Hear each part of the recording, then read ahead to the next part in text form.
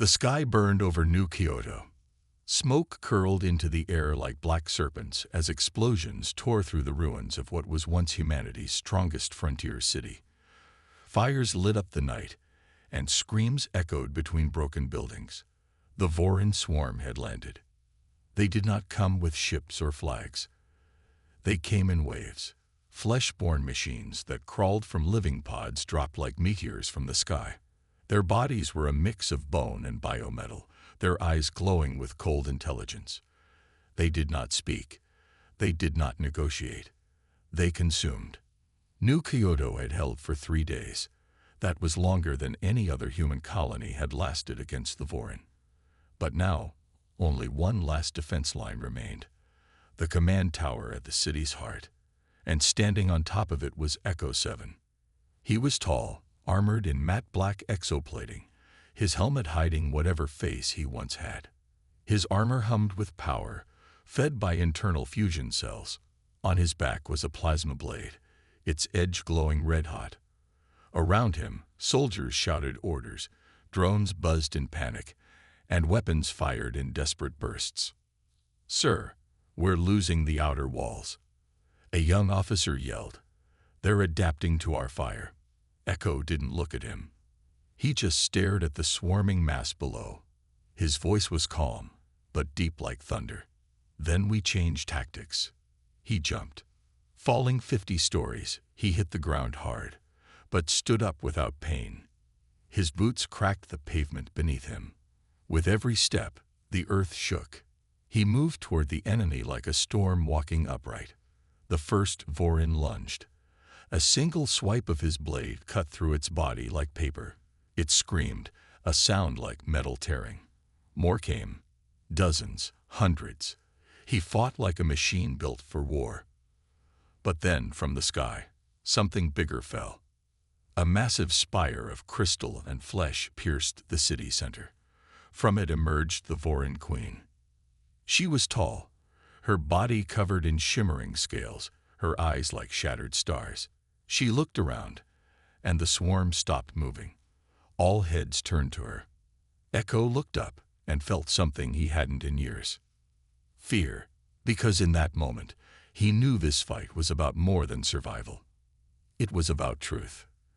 And she had come to give it to him.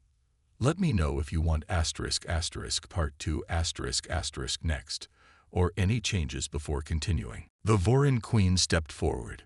Her movements were slow, graceful, like water flowing uphill. Where she walked, broken ground healed. Her touch turned ash into life. The battlefield watched in silence as Echo stood his ground, plasma blade still smoking from the last kill. She raised one clawed hand. And the swarm did not attack. Instead, they opened a path. Echo narrowed his eyes. He had seen this before, not with the Vorin, but in dreams, in memories that didn't feel like his own. A lab. Screams. Needles. Pain. He shook his head. No time for ghosts. Then it happened. A wounded soldier beside him screamed, not in pain, but in terror, as a tendril shot out from a nearby Vorin corpse and wrapped around his arm. It sank into his skin, crawling under his flesh like liquid fire. "Get it off," the soldier cried. Echo grabbed him by the collar. Too late. In seconds, the man's eyes turned gray. His mouth moved, but no words came from his own voice. Something else was speaking through him. Greater than "join us." It was not just one voice. It was thousands, millions, all screaming at once inside one skull. The soldier dropped to his knees, twitching, changing. Skin darkened, joints twisted, organs shifted. Echo took a step back. This wasn't death. This was evolution. And it was happening fast. Another soldier fired, aiming straight at the Vorin Queen. But the bullet never reached her. It stopped midair, suspended, then fell harmlessly to the ground. She hadn't even looked at him. Her glowing eyes were locked on Echo. "You are different," she said, not aloud. Inside his mind. He clenched his jaw. "I'm human." Her lips didn't move, but laughter echoed inside him. Cold, sad, greater than so were we. The ground trembled again. Behind the queen, the crystal spire pulsed. From within it, something stirred. More pods, dozens of them, each one holding something recognizable. Echo stared at the figures inside. They looked like humans, but their faces, they were wrong, twisted, familiar, like bad copies. Echo's breath caught. He knew one of them, or thought he did, because one of the faces behind the glass looked exactly like him. Let me know when you're ready for Part 3 or if you'd like any changes in tone or style. Outside the hive chamber, the battle still raged. Gunfire echoed through the ruins of New Kyoto. Explosions lit up the sky like dying stars. Humans fought Vorin in the streets, blades against bullets, blood against bioflesh. But inside the hive, something else was happening. The queen stood beside Echo, her glowing eyes locked on him. Around them, the Vorin warriors watched in silence. Their minds were connected to hers, feeling everything she felt. Shock, grief, hope. They had always thought they were alone. Now, they knew better. Echo looked at them, not as enemies, but as children born from pain. He had been the first, the test, the failure. And now, maybe he could be something else, a leader, or a father.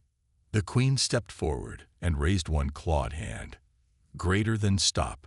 Her voice thundered through every Vorin mind. Instantly, the warriors froze.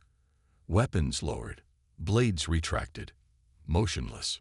She turned to Echo. Greater than you carry their memories. You know what they did to us, what they turned us into.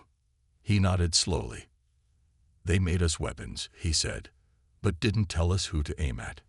She stepped closer. Greater than then we must find the real enemy. Behind her, the largest Vorin warrior growled.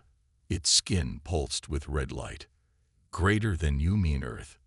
It asked. They sent us away. They left us to rot. No, Echo said firmly. Not Earth. Not humanity. He looked around the room. All our suffering started in one place, one lab, one project. His voice darkened. The ones who made us are still out there. Silence fell again. But this time, not confused. This time, it was *focused*. The queen's eyes burned brighter. Greater than then we will find them. Outside, the fighting stopped. Word spread fast through the Vorin network. Their queen had spoken. Their father had returned. And now, they had a new mission. No more war against humans. Now they hunted the real monsters. Echo looked at the queen. We do this together. She nodded. Greater than together. For the first time in years, the battlefield was silent. Not because one side had won, but because both sides had found someone wars. Let me know when you're ready for Part 8 or if you'd like any changes before continuing. The queen led Echo through a tunnel formed from living flesh. The walls pulsed like they were breathing. Lights flickered inside like trapped stars. Echo followed. He didn't know why. Maybe because he had no choice, or maybe because part of him already knew where this was going. They entered a chamber deep inside the hive. It was round dark, except for one glowing object at the center, a floating sphere of light and shadow. It spun slowly, humming with something not quite sound.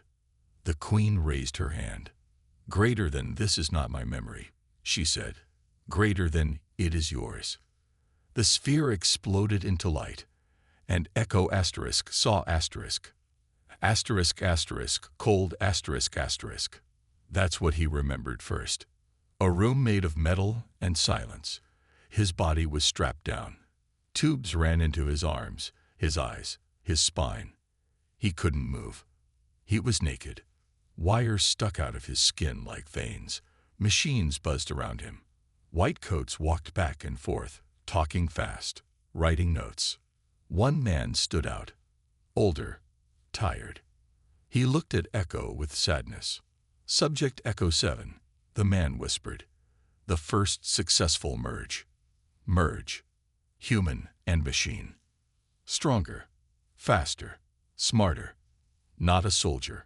Something else. Something new. But then came the screams. From another room. More subjects. More bodies. Some failed. Some changed too much. Some became monsters. Echo saw it all. The lab burned. Fire. Blood. Madness. He escaped. Or so he thought.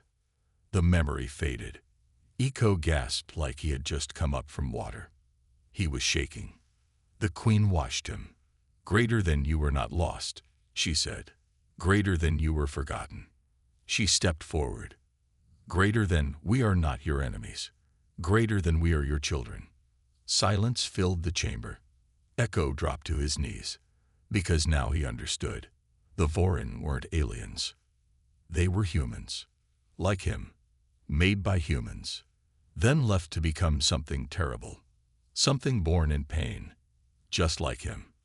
Let me know when you're ready for *** Part 5 ***, or if you'd like any changes or additions. Echo knelt on the cold, living floor of the hive chamber, his body trembling like a broken machine.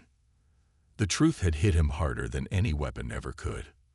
The Vorin weren't invaders. They were * family *, and the alien queen, tall, glowing, terrifying, was not his enemy. She was his * sister *. Greater than, we were born from your pain, she whispered into his thoughts. Greater than, from the things they did to us. Her voice wasn't cruel. It was sad, tired, angry, but not at him. At those who had made them. Echo looked up at her. Slowly, he stood. His armor hummed with power, but now it felt heavy. False. He reached up. With a hiss, the chest plate unlocked. One by one, the plates of his armor fell away. Metal clanged against the organic floor. With every piece that dropped, he looked less like a soldier, more like a man. Beneath the armor, his skin was pale, scarred, half covered in synthetic muscle and metal thread. Wires ran under his flesh, like veins filled with lightning. He was not whole. He was not human. But neither was he machine. He was something in between. The Queen stepped closer. Her eyes studied him, not as prey, not as enemy, but as kin. Greater than you are the first, she said softly. Greater than, and the last of what they tried to make. Behind her, more Vorin entered the chamber. They didn't attack. They didn't move at all. They just watched, waiting. Because for the first time since the war began, the battlefield was silent. A voice echoed in Echo's mind, not the Queen's, but one he barely remembered. His own. Before the lab. Before the fire. Before everything was taken. He remembered laughter. A name. A life he once had. He looked at the Queen. And he spoke. I'm not your brother. Pause. I'm your father. The hive shuddered, as if the very walls had gasped. Let me know when you're ready for *** Part 6 ***, or if you'd like changes before we continue. Echo didn't move. He couldn't. The figures inside the pod stared back at him, faces frozen in terror, mouths open like they were screaming silently. Some looked young, others old. All were human, or had been once. And one of them was ***. Behind him, what was left of his squad stood frozen in horror. A few raised their weapons. One whispered, "What the hell is this place?" The Vorin Queen stepped aside. The crystal spire opened with a wet sound, like a flower blooming underwater. Inside, the air was thick, heavy. It smelled like metal and blood and something older. Something wrong. She turned to Echo, her voice still deep in his mind. Greater than you ask who we are, but you already know. Echo tightened his grip on the plasma blade. Your monsters. A pause. Then, greater than we were made to be. Without warning, the nearest pod cracked open. A body fell out, half human, half machine. Its eyes blinked slowly, confused. It tried to stand but collapsed, twitching. It was alive. And it knew him. Echo. The thing rasped. His name, said in a voice that sounded like broken glass and crying. Echo took a step back. No. You were first, the creature whispered. Then us. More pods cracked around him, one after another. Dozens of twisted bodies spilled out, some crawling, some screaming, most just staring. Echo's breath came fast now. He felt the walls closing in. The memories he tried so hard to forget started clawing their way to the surface. Pain, needles, dark rooms, voices asking the same question over and over. Greater than what does it mean to be human? He dropped to one knee. The queen watched him fall apart. She did not attack. She did not laugh. Instead, she reached out. Not for war, but for understanding. Greater than come, she said. See what they made us into. Echo looked up at her, at the nightmare behind him, at the monster that just called him by name. And for the first time since the war began, he was scared not of dying, but of remembering. Let me know if you'd like *** part 4 ** next, or any changes to pacing, tone, or style. The silence after Echo's words was thick like fog. No movement, no sound. Even the hives seemed to stop breathing. Then the queen dropped to one knee. Her glowing eyes never left his. Greater than father, she said, her voice echoing like thunder inside his head. It wasn't just a title. It was a memory. A truth buried deep in her code, in her blood, in the very way she was built. She had inherited more than just his DNA. She had bits of his thoughts, pieces of his pain, echoes of his rage. And now, she knew. This war was not between humans and monsters. It was a family tearing itself apart. Behind her, the Vorin warriors twitched. Their minds were linked to hers. They felt what she felt. And right now, they felt *shock*. One of them stepped forward, a massive warrior with bone blades growing from its arms. It stared at Echo like trying to decide if he was real. Then it spoke. Greater than you are him. Echo nodded slowly. I was. The Vorin warrior fell silent. Then it turned to the queen. Greater than what do we do now? That was the question, wasn't it? Echo looked around the chamber, at the beings who had once been human, at the war they had brought to Earth, at the cities burned, the lives lost, not because they * wanted * revenge, but because they didn't know who they * were *. Just like him. He took a breath. I don't know, he admitted. The queen stood.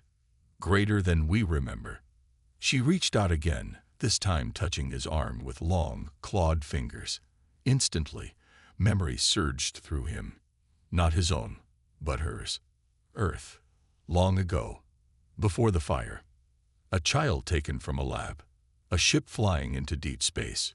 Years of growth in cold silence. And when they returned, they found Earth alive. Strong. And afraid. So they attacked. Not because they wanted to rule, but because they thought they were forgotten. Unloved. Alone. Echo pulled back, breathing hard. He looked at the queen. At the army behind her. At the war still happening outside these walls. And for the first time in years, he smiled. We're not alone anymore, he said. Let me know when you're ready for ** part 7 **. Or if you'd like any changes before we move forward.